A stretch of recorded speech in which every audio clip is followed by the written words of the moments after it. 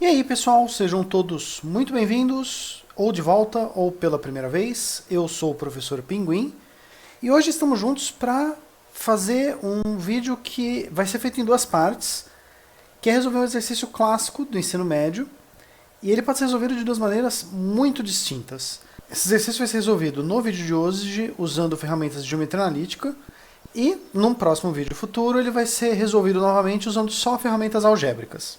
Esse exercício é originalmente da segunda fase FUVEST, bem antiga, eu não lembro o ano exato, talvez seja 2000, talvez seja 2001, é bem fim do século passado, começo desse, e eu espero que vocês gostem. Lembrando vocês, antes da gente começar, que se vocês quiserem dar uma ideia, pedir algum exercício, fazer algum comentário, vocês são livres para deixar um comentário embaixo, ou se vocês preferirem um contato direto, ó, passando aqui meus contatos diretos, para pedir alguma coisa diferente, para deixar o canal mais com cara daquilo que vocês queiram ver. Sem mais delongas, bora lá, vamos começar o exercício de hoje.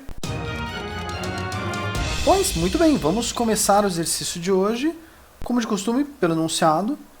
O enunciado desse diz: utilizando ferramentas de geometria analítica, determine as raízes reais e complexas da equação x elevado a sexta menos 64 igual a zero. Esse enunciado foi modificado do enunciado original para forçar a gente a usar a geometria analítica. O enunciado original não dizia esta frase, ele já começava com determine as raízes da equação. Pois bem, para resolver esse exercício usando ferramentas de geometria, a gente precisa saber o seguinte fato sobre equações polinomiais. Se você tem qualquer equação do tipo x elevado a n é igual a uma constante alfa qualquer, ele vai sempre possuir n raízes complexas distintas. No caso, considerando raízes reais como sendo complexo, que a parte imaginária é 0i, e elas sempre vão formar um polígono regular com n lados no plano complexo. Então, se você x ao cubo igual a 8, ele tem 3 raízes, elas vão formar um triângulo equilátero. Para equações desse formato, o polígono sempre está centrado na origem. E além disso, a gente também tem que saber o seguinte fato sobre geometria plana. Qualquer polígono regular é circunscritível. O nome é feio, mas o que ele quer dizer é simples. Se você tem um polígono regular, lados iguais, ângulos iguais, você sempre consegue desenhar um círculo que tenha centro coincidindo com o centro desse polígono e que passe por todos os vértices desse polígono, sem tocar em nenhum outro ponto. Num desenho rápido aqui eu tenho um octógono regular, ele é circunscritível, a gente pode desenhar um círculo que tem o centro coincidindo com o centro do octógono e que passa só nos 8 vértices. Além disso, a gente precisa saber a equação da circunferência, x menos x0² mais y menos y0² igual ao raio quadrado, onde x0 e y0 são as coordenadas do centro, r é o raio, a distância. A gente também vai usar a equação reduzida de uma reta. Ela é dada pela famosa fórmula Ioiô-Michôchô. Se você conhece um ponto x0 e y0 onde ela passa e o ângulo que ela faz com o x, a equação é esse aqui, Ioiô-Michôchô. E esse mzinho, ele é a tangente desse ângulo θ que você tem com horizontal. Além disso, a gente também vai usar os valores tabelados. Tangente de 60 e tangente de 240 são iguais, elas valem raiz de 3.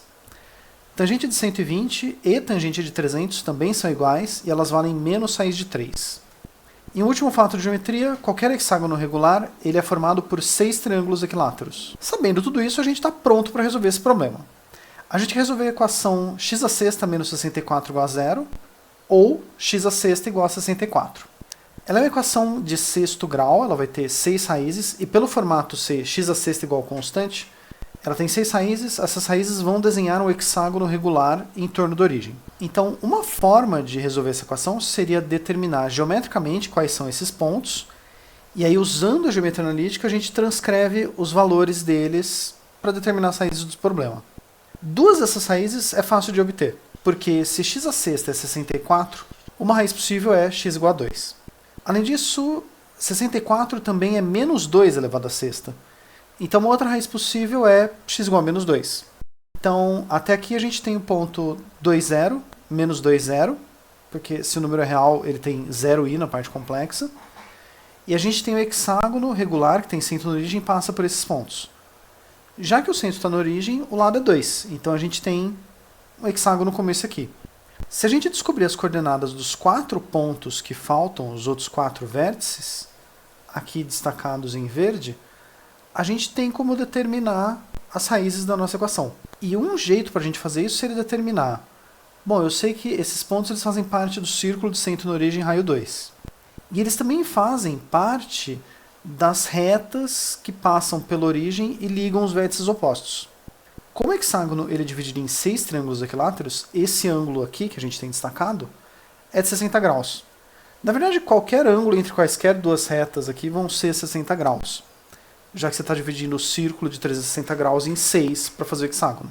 Então, se a gente determinar a equação do círculo e a equação da reta e ver onde elas se cruzam, a gente tem as raízes.